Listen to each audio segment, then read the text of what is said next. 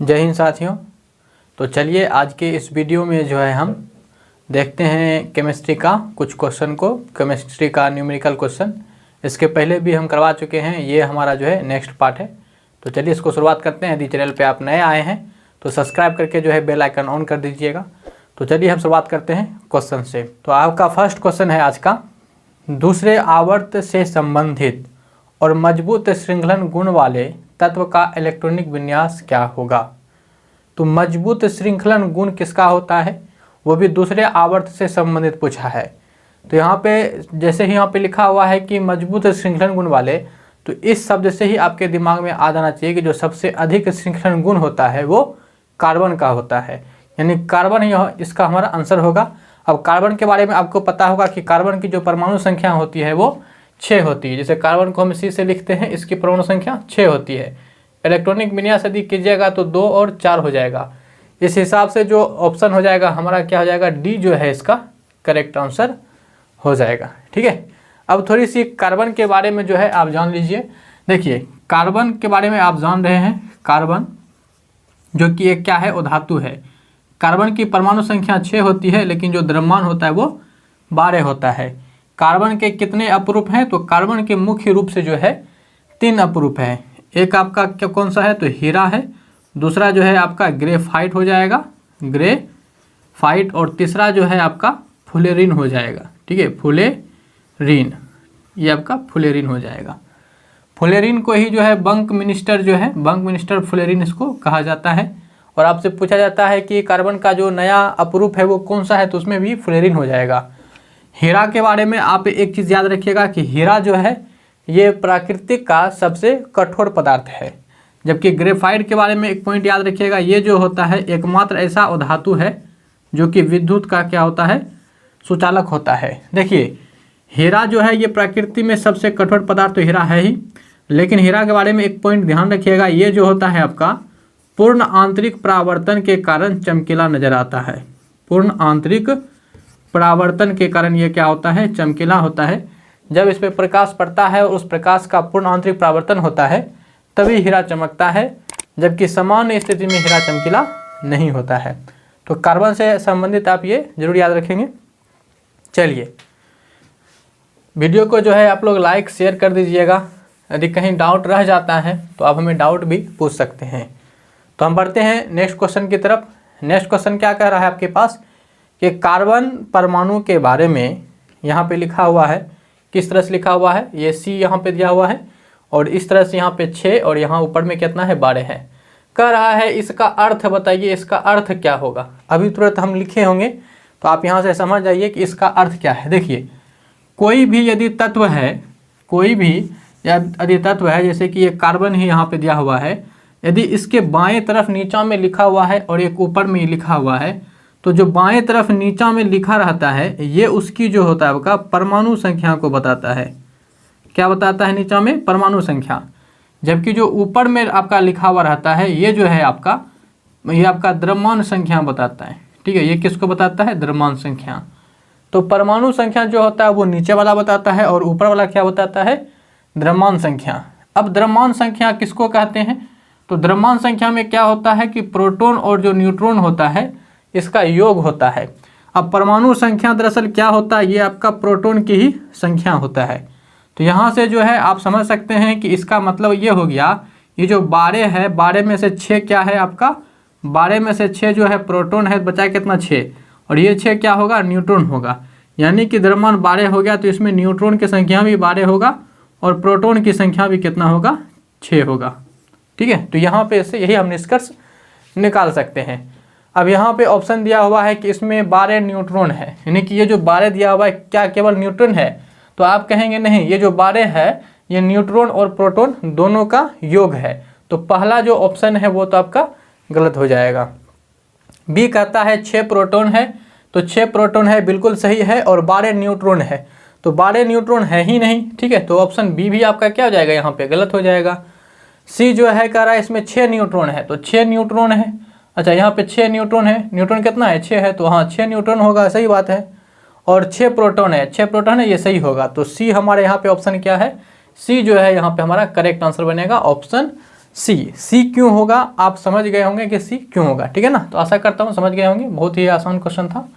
ऊपर में क्या रहता है, द्रव्यमान संख्या, नीचे में क्या रहता है, परमाणु संख्या रहता है।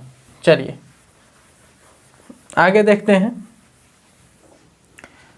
आगे क्वेश्चन क्या है, मैग्नीशियम की परमाणु संख्या 12 है, इसकी संयोजकता क्या होगा। यानी कि मैग्नीशियम की संयोजकता पूछा है, तो मैग्नीशियम की संयोजकता कितना होता है, प्लस का 2 होता है। लेकिन यदि आप नहीं जानते हैं संयोजकता तो आप जो है इसको निकाल सकते हैं। जैसे कि मैग्नीशियम का क्या होता है, Mg होता है, परमाणु संख्या कितना है इसका, 12 है। इसका आप इलेक्ट्रॉनिक विन्यास कर लीजिए तो क्या होगा, 2 8 2। जो लास्ट में आपका आ गया इलेक्ट्रॉन, संयोजी इलेक्ट्रॉन जो धातु हो गया, ये कितना गया, लास्ट में आया 2 आया, तो 2 ही इसकी क्या हो गया, ये आपका संयोजकता हो गया। संयोजकता कितनी हो गया, 2 हो गया इसका, ठीक है, 2 इसका संयोजकता हो गया, क्योंकि इस 2 इलेक्ट्रॉन को त्याग करके जो है ये बाद में अस्थायी हो जाएगा अष्टक नियम के अकॉर्डिंग, ठीक है, इसलिए इसका संयोजकता कितना होगा, 2। यदि आपसे संयोजी इलेक्ट्रॉन कहता कि संयोजी इलेक्ट्रॉन कितना होगा, तो वो भी कितना हो जाएगा, इसका 2 होगा।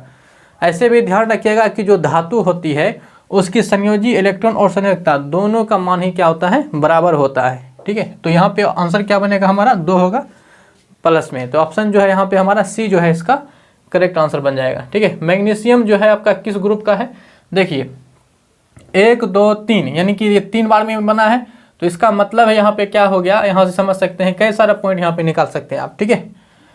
पहली बात तो ये यहाँ आवर्त यदि आपसे पूछे आवर्त कौन सी आवर्त का हो जाएगा, तो ये तीसरा आवर्त का हो जाएगा। कौन सा आवर्त, तीसरा आवर्त। यहाँ पे देख रहे हैं 1 2 3, तो ये तीसरा आवर्त का हो जाएगा।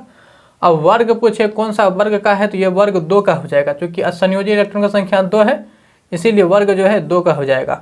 और जो वर्ग 2 है, वर्ग 2 के जितने भी ग्रुप में धातु है उन सभी को जो है हम क्या कहते हैं, क्षारीय मृदा कहा जाता है, ठीक है, क्षारीय मृदा धातु कहा जाता है।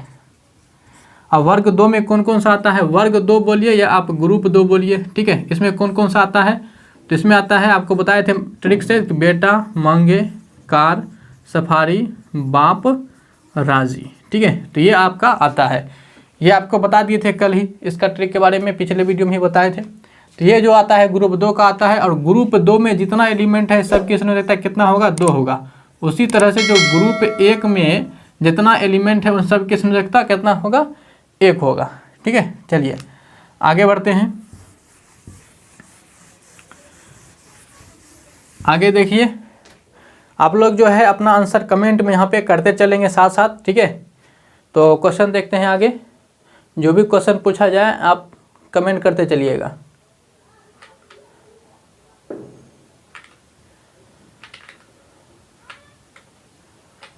चलिए क्वेश्चन क्या है आपके सामने, देखिए पोटेशियम की परमाणु संख्या 19 है, सही बात है, और इसकी द्रव्यमान 39 है, तो इसके परमाणु में न्यूट्रॉन की संख्या कितनी होगी। तो जल्दी से आप जो है आंसर अपना बता सकते हैं। यहाँ पे देखिए पोटेशियम, पोटेशियम को किससे लिखते हैं, तो पोटेशियम का फॉर्मूला होता है, संकेत होता है के। परमाणु संख्या कितना है, 19 है, द्रव्यमान संख्या कितनी है, 39 है, तो इसको इस तरह से लिखेंगे। यदि आपको लिखना होगा तो ऐसे लिखेंगे। यहाँ जो है न्यूट्रॉन की संख्या पूछा है, देखिए ये जो 39 दिया हुआ है, ये क्या दिया हुआ है, ये जो 39 दिया हुआ है द्रव्यमान संख्या है। और अभी तुरंत हम आपको बताएं कि जो द्रव्यमान संख्या होता है, द्रव्यमान संख्या ये क्या होता है, ये प्रोटॉन और न्यूट्रॉन का योग होता है। यानी ये 39 जो है इसमें प्रोटॉन भी है और न्यूट्रॉन भी है। और यहाँ पे जो 19 लिखा हुआ है, ये 19 क्या है, तो 19 आप कहेंगे ये जो है आपका 19 ये प्रोटॉन की संख्या बताता है। तो यहाँ पे द्रव्यमान संख्या जो है 39 है, यदि इसमें से हम जो है 19 को घटा देंगे तो कितना बचेगा, 20। ये किसका संख्या निकल जाएगा, तो ये आप बोलेंगे ये जो है हमारा न्यूट्रॉन का संख्या निकल जाएगा। यानी न्यूट्रॉन की संख्या कितना आ जाएगा, 20 हो जाएगा इसका करेक्ट आंसर, ठीक है, 20 हो जाएगा, ठीक है ना। तो 20 यानी कि ऑप्शन डी। तो आप कौन सा आंसर दे रहे थे, मिला लीजिए, ऑप्शन क्या जाएगा इसका, हमारा डी जो है इसका करेक्ट आंसर बन जाएगा। पोटेशियम भी क्या है आपका, पोटेशियम भी जो है एक धातु है, ठीक है। अब यदि पोटेशियम का जिसका परमाणु संख्या 19 है, इसका इलेक्ट्रॉनिक विन्यास करेंगे तो देखिए जरा इसको समझ लीजिए एक चीज़ और इससे, जैसे के है, के मतलब पोटेशियम, के यहाँ पे पोटेशियम जो है इसका ये आपका लैटिन नाम लिया गया है। पोटेशियम का लैटिन नाम जो होता है वो कैलियम होता है। तो यहाँ पे जो है 19 हो गया, इसकी आप कर लीजिए इलेक्ट्रॉनिक विन्यास 2 8 2 8 8 1, ठीक है, ये हो जाएगा 2 8 8 1 हो जाएगा। आप यहाँ ये 8 लिखा हुआ है, ठीक है। कितना लिखा हुआ ये 8, ये कोमा है, क्या हो रहा है, सही से लिख देते हैं। तो पोटेशियम का जो है यहाँ पे हमें इलेक्ट्रॉनिक विन्यास करना है, तो क्या कर सकते हैं, पहले 2 हो जाएगा, फिर 8, उसके बाद फिर 1। आप गिन लीजिए 8 8 16 2 18 1 19। तो यहाँ पे लास्ट में कितना इलेक्ट्रॉन आया, 1 इलेक्ट्रॉन लास्ट के कक्षा में आया, तो संयोजी इलेक्ट्रॉन भी 1 होगा और संयोजकता भी इसका कितना होगा, 1 होगा। तो यहाँ पे यदि आपसे पूछा जाए कि बताइए इसकी संयोजी इलेक्ट्रॉन कितना होगा, तो आप कहेंगे 1 होगा। कहा जाएगा संयोजकता कितना होगा, तो आप कहेंगे संयोजकता भी इसका कितना होगा, वो 1 होगा। देखिए कई बार जो है स्टूडेंट ये समझ लेते हैं कि संयोजी इलेक्ट्रॉन और संयोजकता दोनों सेम है, तो दोनों सेम होता नहीं है, दोनों का मीनिंग जो होता है वो थोड़ा डिफरेंस होता है। यहाँ पे वो अलग बात है कि वैल्यू यहाँ पे सेम है लेकिन अर्थ सेम नहीं होता है। चलिए संयोजकता भी 1 हो गया। यदि आपसे पूछ ले ये किस ग्रुप का है, तो आप बोलेंगे ये फर्स्ट ग्रुप भी जो है इसका फर्स्ट हो जाएगा।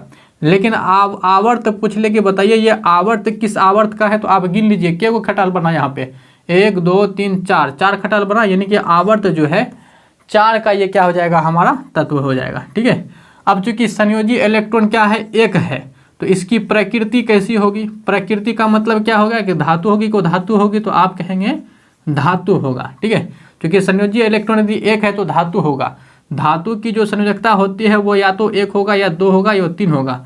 यदि संयोजी इलेक्ट्रॉन 1 2 3 है तो आप कहेंगे वो जो तत्व होगा वो धातु होगा। ठीक है, तो यहाँ से जो है और भी चीज़ें इससे हम निकाल सकते हैं, लेकिन यहाँ पे आप समझ सकते हैं इतना चीज़ें आप इलेक्ट्रॉनिक विन्यास से समझ सकते हैं। ठीक है, बहुत ज़्यादा इलेक्ट्रॉनिक विन्यास इंपॉर्टेंट होता है। चलिए आगे देखते हैं, कमेंट करते चलिएगा अपना आंसर। ठीक है, क्वेश्चन आपके सामने है कि सबसे व्यापक रूप से स्वीकृत सिद्धांतों में से एक के अनुसार पृथ्वी पर जीवन की उत्पत्ति से पहले पृथ्वी के वायुमंडल में डैश मिश्रण शामिल था।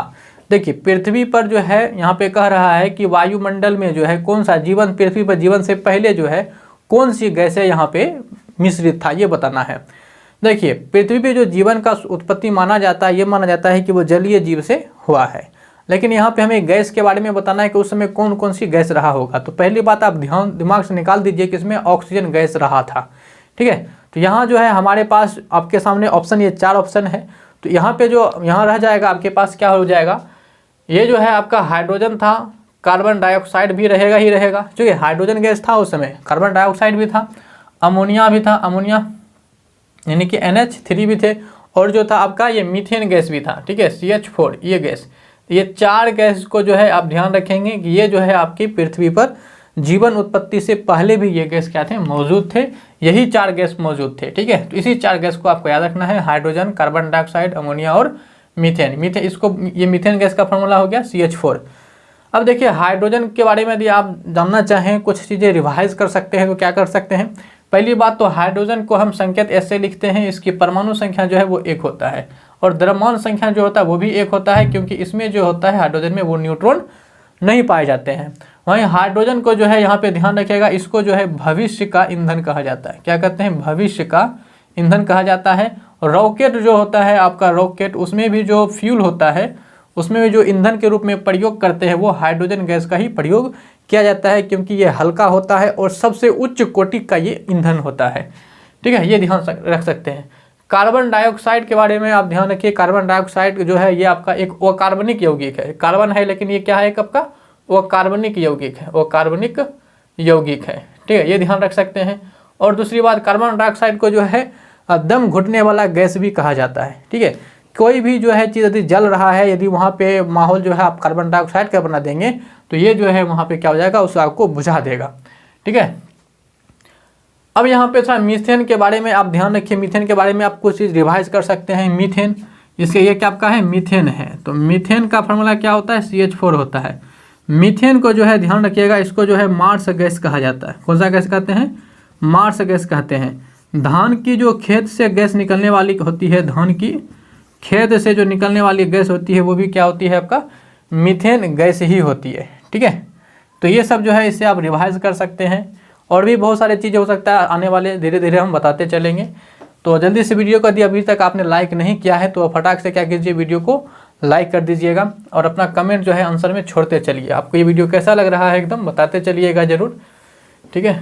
इस वीडियो को जो है आप ज़्यादा से ज़्यादा लोगों तक पहुँचाइए ताकि और भी लोग जो है हमसे जुड़ सके, इस वीडियो को देख सके और अपना फीडबैक ज़रूर बताइएगा। चलिए आगे देखते हैं। तो आगे क्वेश्चन का आप आंसर दीजिए। समीकरण जो है इतना दिया हुआ है और ये कह रहा है कि ये डैश का एक उदाहरण है, यानी यहाँ पे जो है आपके पास क्या क्या है, कॉपर जो है, ठीक है, कॉपर जो है ये ऑक्सीजन से अभिक्रिया कर रहा है और ये आपके पास बना रहा है CuO, ठीक है। अब यहाँ पे कह रहा है ये किस प्रकार की अभिक्रिया है। पिछले ही वीडियो में जो है हमने आपको अभिक्रिया का प्रकार बताए थे, वहाँ पे हमने आपको जो है संयोजन अभिक्रिया बताया, वियोजन अभिक्रिया बताया, विस्थापन अभिक्रिया बताए और फिर उभय विस्थापन अभिक्रिया बताए। तो वहाँ पे जब आप उसको देखे हैं पिछला वाला तो वो भी समझ में आ जाएगा। यदि आप नहीं देखे हैं तो उसको भी आप देख सकते हैं। यहाँ पे हम फिलहाल बता देते हैं। इसमें आप क्या देख रहे हैं कि यहाँ पे जो है ये कॉपर और ऑक्सीजन जो है आपस में जुड़कर जो है एक यौगिक बना रहा है, ठीक है। तो आपको बताए थे कि जब दो चीज़ें, या नहीं आपको पता भी होगा ऐसे, जब दो चीज़ें जुड़कर जो है एक चीज़ का निर्माण करता है तो इस प्रकार की अभिक्रिया को हम क्या कहते हैं, संयोजन अभिक्रिया कहते हैं। क्या कहते हैं, संयोजन अभिक्रिया, ठीक है। तो ये हमारा आंसर क्या बन जाएगा, इसका संयोजन अभिक्रिया हो जाएगा। तो संयोजन अभिक्रिया जो कि आप ऑप्शन में देख लीजिए कहाँ पे है, तो ऑप्शन जो है आपको ये सी में जो है आपका यहाँ पे ऑप्शन मिल जाएगा, ऑप्शन सी, ठीक है। तो सी इसका क्या हो जाएगा, करेक्ट आंसर हो जाएगा। यहाँ जो ऑप्शन में लिखा हुआ है दोहरी विस्थापन, तो दोहरी विस्थापन को हम क्या कहते हैं, उभय विस्थापन अभिक्रिया कहते हैं, ठीक है ना। चलिए आगे देखते हैं। आगे देखिए क्वेश्चन क्या है। क्वेश्चन आपसे कह रहा है 35, 53 और 85 की परमाणु संख्या के तत्व डैश से हैं, तो मतलब किस ग्रुप से है ये बताना है, ठीक है। तो देखिए 35 आपको याद होगा, है ना, 35 आपको याद होगा। 35 किस तत्व का परमाणु संख्या है, तो ये है ब्रोमीन का, ठीक है। ये सभी 35, 53, 85 जो है ये किसका है, किस ग्रुप का आता है, तो ये जो है आपका हैलोजन का है। किसका है, हैलोजन का। अब हैलोजन यहाँ पे हो जाएगा हमारा कौन सा आंसर, तो हैलोजन यानी कि ऑप्शन जो है हमारा ए जो है इसका करेक्ट आंसर हो जाएगा। थोड़ा सा जो है आप हैलोजन के बारे में समझिए कि यह हैलोजन होता क्या है, ठीक है। देखिए कौन सा ग्रुप का है, तो ये हैलोजन ग्रुप का है। हैलोजन जो है हम ग्रुप जो हमारा 17 का एलिमेंट है, ग्रुप 17 का, उसी को जो है हैलोजन ग्रुप कहा जाता है। वर्ग 17 में कौन कौन से तत्व आते हैं उसको जरा समझिएगा। इसमें आता है आपका फ्लोरीन, क्लोरीन, ब्रोमीन, आयोडीन, अस्टेटाइन, ठीक है। ये हो गया आपका एफ से फ्लोरीन, क्लोरीन, ब्रोमीन, आयोडीन और अस्टेटाइन। तो ये क्या आपका है, फ्लोरीन है, नाम आपको पता ही होगा। तो ये क्या हो गया आपका, फ्लोरीन हो गया। ये आपका क्या हो गया, क्लोरीन हो गया, ठीक है। क्या हो गया, क्लोरीन हो गया। और ये जो है आपका ब्रोमीन हो गया, ठीक है, ब्रोमीन। ये क्या हो गया आपका, आयोडीन हो गया, ये आयोडीन हो गया। ये आपका क्या हो गया, अस्टेटिन हो गया, अस्टेटिन, ठीक है। तो ये हो गया आपका। तो यहाँ से जो है आप भी बता सकते हैं कि फ्लोरीन की परमाणु संख्या कितनी होती है, 9 होती है, ठीक है। अब यहाँ पे जो है इस सभी से जो है कुछ न कुछ इंपॉर्टेंट क्वेश्चन बन जाता है।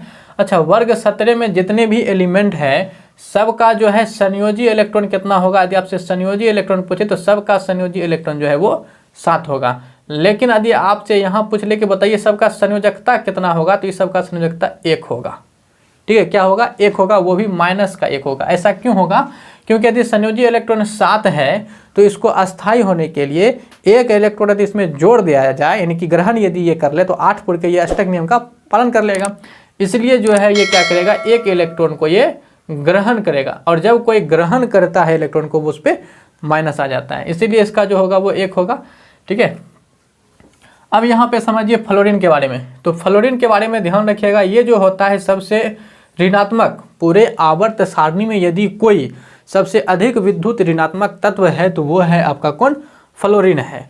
उसके बाद जो आपका क्लोरीन आता है, क्लोरीन के बारे में आप ध्यान रखिएगा, इसकी जो इलेक्ट्रॉन बंधुता है, ठीक है, इसकी जो इलेक्ट्रॉन बंधुता है, इलेक्ट्रॉन बंधुता सबसे अधिक यदि किसी की इलेक्ट्रॉन बंधुता होती है तो वो क्लोरीन की होती है। ब्रोमीन के बारे में आप याद रखिएगा कि ये जो है आपका द्रव धातु है, एकमात्र जो है द्रव धातु है। आपको हम बता चुके हैं जो हमारे आवर्त सारणी में है मात्र 2 ही तत्व ऐसे हैं जो कि द्रव अवस्था में पाया जाता है। एक धातु में से ब्रोमीन आता है और एक धातु में से जो है आपका पारा आ जाता है, ठीक है। तो ब्रोमीन के बारे में क्या याद रखिएगा कि ये जो है आपका द्रव धातु है। आयोडीन के बारे में आप ध्यान रखिएगा, ये जो है आपका चमकीला धातु है। क्या है? चमकी धातु बोल दिए, चमकीला वो धातु है। ठीक है, एकमात्र क्या है? चमकीला वो धातु है। और आयोडीन की कमी से जो है, यहाँ पे कई बार पूछा जाता है आयोडीन की कमी से कौन सा रोग हो जाता है, तो इसमें जो है आपका घेघा रोग हो जाता है। क्या हो जाता है? घेघा रोग। ठीक है, जिसको ग्वाइटर कहते हैं। इसीलिए जो है ये वाला रोग ना हो, डॉक्टर क्या कहते हैं? आयोडीन युक्त नमक खाने की सलाह दिया जाता है। जब आप आयोडीन नमक लेंगे, नमक, ठीक है, जब आप नमक लेते हैं तो नमक के ऊपर क्या लिखा रहता है आपका? नमक के ऊपर में लिखा रहता है आयोडीन युक्त नमक। अब नमक, साधारण नमक का फार्मूला क्या होता है? तो NaCl होता है। अब आपको पता होगा कि नमक जो होता है वो पसीजने भी लगता है। तो नमक किस कारण से पसीजता है? तो इसमें जो होता है अशुद्धि के रूप में जो है MgCl2 मिला रहता है, जिस कारण से ये जो होता है पसीजने लगता है। MgCl2 के कारण ये पसीजता है, इसीलिए इसको जो है प्रश्वेदी पदार्थ कहते हैं। MgCl2 को यहाँ पे क्या कहा जाता है? प्रश्वेदी पदार्थ कहा जाता है। ठीक है, तो इतना सारे मटेरियल जो है आप जो है यहाँ पे रिवाइज कर सकते हैं। आप आशा करता हूँ कि आपको समझ में आया होगा और आप यहाँ से कुछ ना कुछ अपना रिवाइज और कुछ सीख जरूर रहे होंगे। तो वीडियो को जो है एकदम लाइक कर दीजिएगा, लाइक नहीं किए हैं, जहाँ भी हो सके इसको ज़रा शेयर कर दीजिए ताकि और भी लोग जो है जुड़ सके, देख सके। ठीक है, अपना फीडबैक हमें ज़रूर बताइएगा। चलिए नेक्स्ट क्वेश्चन की तरफ बढ़ते हैं। क्वेश्चन क्या है कि वह अभिक्रिया जिसमें 10% NaCl से बिजली पास की जाती है क्या कहलाती है? तो इसको हम क्या कहते हैं? इसे हम कलोड़ क्षार अभिक्रिया कहते हैं। क्या कहते हैं? कलोड़ क्षार अभिक्रिया। NaCl के बारे में तो बता ही दिए, अभी तुरंत बताए ना, होएगी आपका काम। NaCl जिसको साधारण नमक के नाम से भी जानते हैं या इसको सोडियम क्लोराइड कहा जाता है। ठीक है, और NaCl का तो हमारा ऐतिहासिक वर्णन भी है कि आपको पता होगा कि 1930 ईस्वी में जो है गांधी जी के द्वारा जो है जो सविनय अवज्ञा आंदोलन चलाया गया था, सविनय अवज्ञा आंदोलन जो चलाया गया था, उसमें भी जो है आपका ये नमक सत्याग्रह से ही जो है उस आंदोलन की शुरुआत होती है, दांडी मार्च से। ठीक है, तो वो तो इतिहास की बात रह गया, यहाँ हम साइंस की बात करेंगे। तो ये यहाँ पे क्या हो गया? NaCl। अब इसमें कौन सा औषधि के रूप में क्या पाया जाता है? तो MgCl2 पाया जाता है। इसको क्या कहते हैं? तो ये जो इसमें जो होता है इसको प्रश्वेदी पदार्थ कहते हैं। ठीक है, प्रश्वेदी पदार्थ। चलिए, यहाँ पे सोडियम का परमाणु संख्या कितना होता है? तो सोडियम की परमाणु संख्या जो है 11 होती है और इसकी जो द्रव्यमान होता है वो 23 होता है।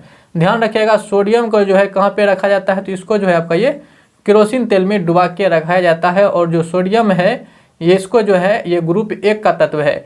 सोडियम को जो है आप चाकू से आसानी से क्या कर सकते हैं? काट सकते हैं। ठीक है, ये सोडियम के बारे में बातें हो गया। चलिए, उसके बाद जो क्लोरीन है, क्लोरीन का फार्मूला क्या होता है? Cl2 होता है। ठीक है, और इसकी जो क्लोरीन का जो हमारा परमाणु संख्या होता है वो 17 होता है।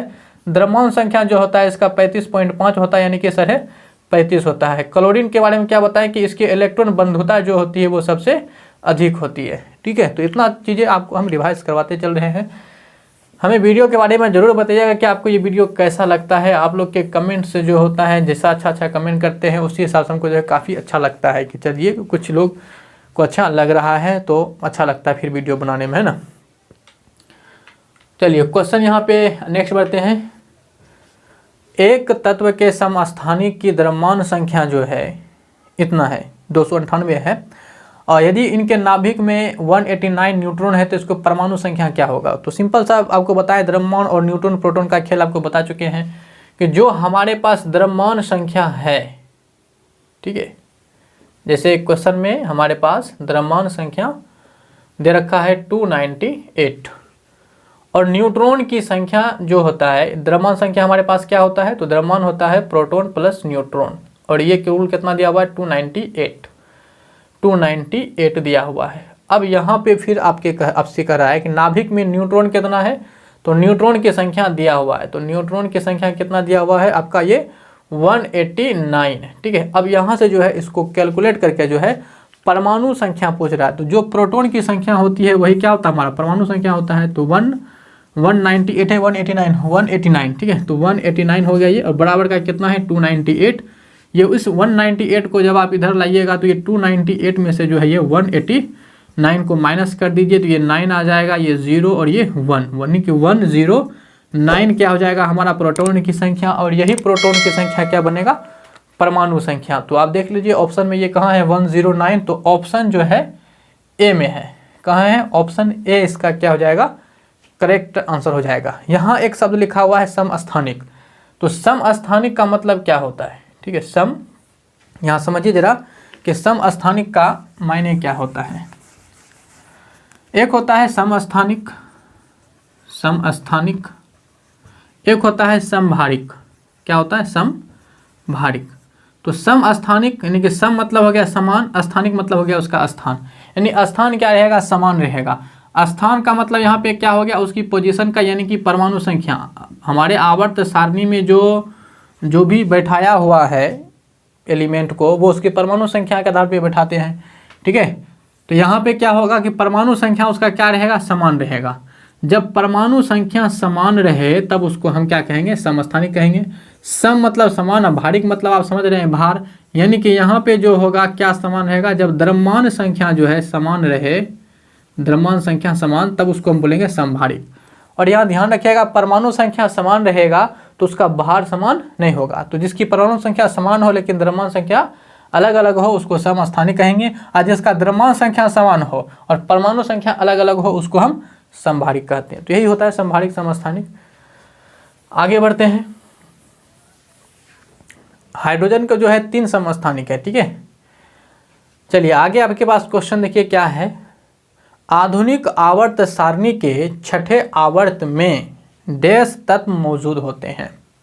जल्दी से इसका आंसर आप बताइए कि आधुनिक आवर्त सारणी में जो है कितने तत्व मौजूद होते हैं छठे आवर्त में। आपको पता है, पता होना चाहिए, यहाँ पे ध्यान रखिए कि जो हमारा आधुनिक आवर्त सारणी है उसमें जो हमारे पास कुल आवर्त की संख्या कितना है, ठीक है, कुल आवर्त की संख्या कितना है, तो बोलेंगे 7 है। यदि आपसे ये कहा जाता है कि बताइए ग्रुप की संख्या कितना है, तो ग्रुप की संख्या जो है हमारे पास ये 18 है, ठीक है। आधुनिक आवर्त सारणी जो है ये दिया किसके द्वारा गया था, तो ये जो है मोसले के द्वारा दिया गया, ठीक है, किसके द्वारा, मोसले के द्वारा दिया गया। और आधुनिक आवर्त सारणी को जो है हम दीर्घ आवर्त सारणी का रूप भी कहते हैं। जबकि पहला जो आवर्त सारणी दिया था वो किसने दिया था, तो वो मेंडलीव के द्वारा दिया गया था। आधुनिक आवर्त सारणी का जनक जो है हम मोसले को कहते हैं, लेकिन सिर्फ आवर्त सारणी का जनक जो है मेंडलीव को कहा जाता है, ठीक है। तो ये ध्यान रखना यहाँ पे। अब यहाँ पे जो 7 आवर्त है इसमें से ध्यान रखिएगा, जो आपके प्रथम आवर्त है, ठीक है, जो आपका प्रथम आवर्त है इससे भी क्वेश्चन बन सकता है। जो प्रथम आवर्त है इसमें केवल 2 ही तत्व होते हैं, केवल 2 ही तत्व है। कितने तत्व हैं, केवल 2 तत्व है। और ये कौन कौन सा केवल 2 तत्व है, तो यह है एक हाइड्रोजन और दूसरा जो है हीलियम, ठीक है, दूसरा कौन है, हीलियम है। यही 2 आपका इसमें क्या आता है, तत्व आता है।